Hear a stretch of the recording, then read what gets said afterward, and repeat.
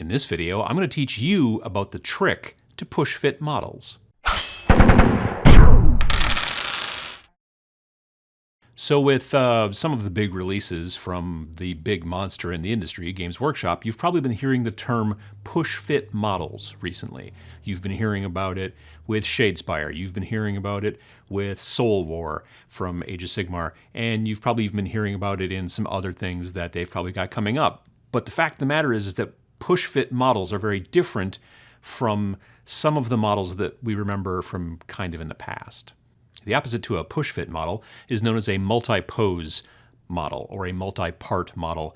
Generally, it is arms and a torso. Sometimes the torso is in two pieces, legs, head, backpack, all that stuff is all separate, and then you can kind of position them the way you want. Like with Space Marines, for example, you've got the torso fits on top of this ball that makes up, the underpart of the top. It's the pelvis, and so you can position the torso any different way you want, and you can position the gun and the head and all kinds of stuff like that.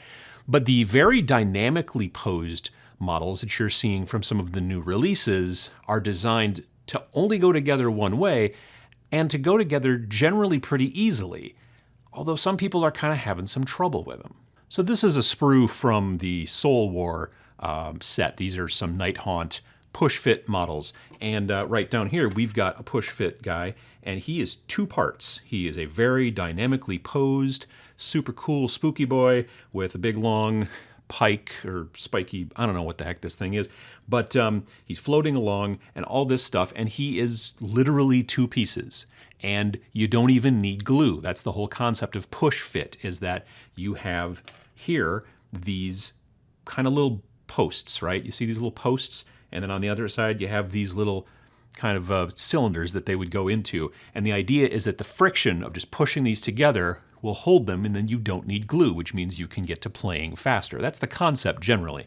Now, you can't pose him very easily. You can't decide, well, I want him to be holding his sword in the other hand, or I want him to be holding it up, or, they go together to look cool, but they go together very simply and in very few parts. So the thing that I've been seeing online lately is people who are saying, I can't get these to go all the way together. And when they have this kind of cloak that sort of pieces all together, if that cloak does not flush together with the two pieces, then it looks like your ghost, as I've mentioned in the past, is a bit of a Scooby-Doo villain with just a big zipper running on the back. And you don't generally want that. So since I'm here making a video about it, you can probably guess that I've got a specific way that I like to do it, and I want to show you really quickly how I put together push-fit models. The trick is that these are computer designed, so they are incredibly accurate. They're also injection molded plastic, which means that they go into a steel mold, which is super high tolerances, and the concept behind push fit is it only works if when you push it together, it won't come back apart.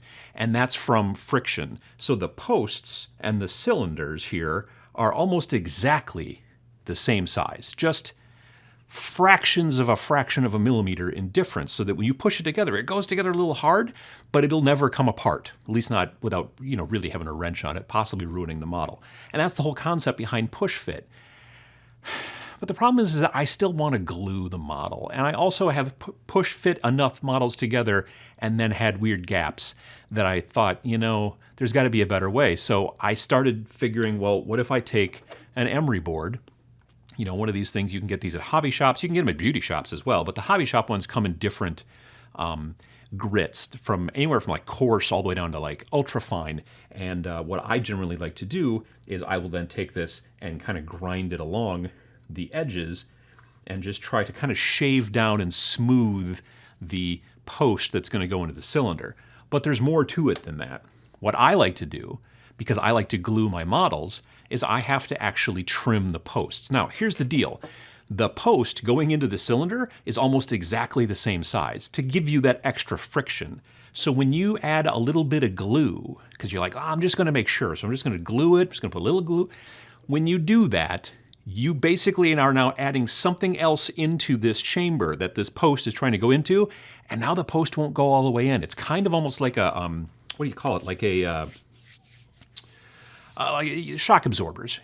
There's the thing that goes inside the other thing, and there's oil inside there, and that's what makes the shock. When you add glue to the post, or into the chamber, God forbid you put a whole bunch of glue into the chamber, when you try to push them together, they won't push all the way together because you've added this extra thing inside that chamber now, and now you can't get the post to go all the way in. That's the trick. So how do you fix it? Well, you trim the post a bit. So you take your fancy clippers, and I generally just try to take a little bit off, not too much, because if you take off too much, then it basically kind of gets rid of the whole point of having it.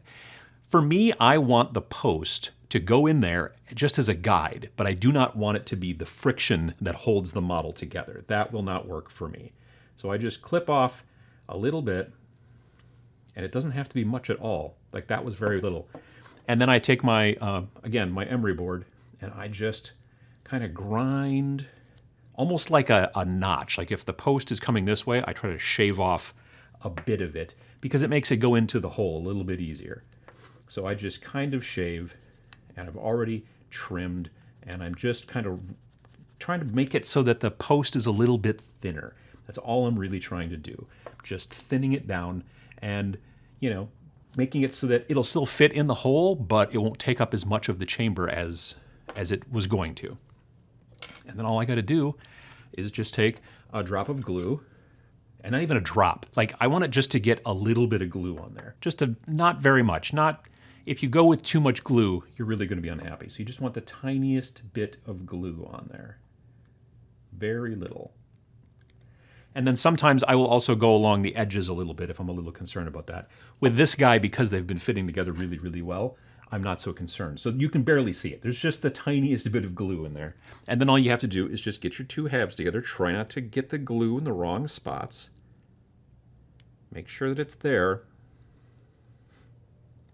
And then just squeeze. And give it a good squeeze. And now we have a nice gap. I'm still going to put some liquid green stuff and goob it all over the top to give this guy a texture because he's floating around, in the graveyard doing his cool thing. And I don't want him to be very clean. I want him to be kind of grungy. So I'm going to take a little bit of liquid green stuff and I'm going to dab it with an old nasty brush. I've made a video about it. It's one of my most popular. Pachow. But that's what this guy's going to end up with. Shaving a little bit of that post off, putting a little bit of glue in there, and then squeezing it nice and hard is what makes it easier, and you won't end up with that extra gap that a lot of people that I've been hearing online are saying, I don't like these push-fit models because I always get a gap. If you're concerned about a gap, take away a little bit of the post, shave it off, kind of get rid of it, and you're going to have a lot better time with your push-fit models.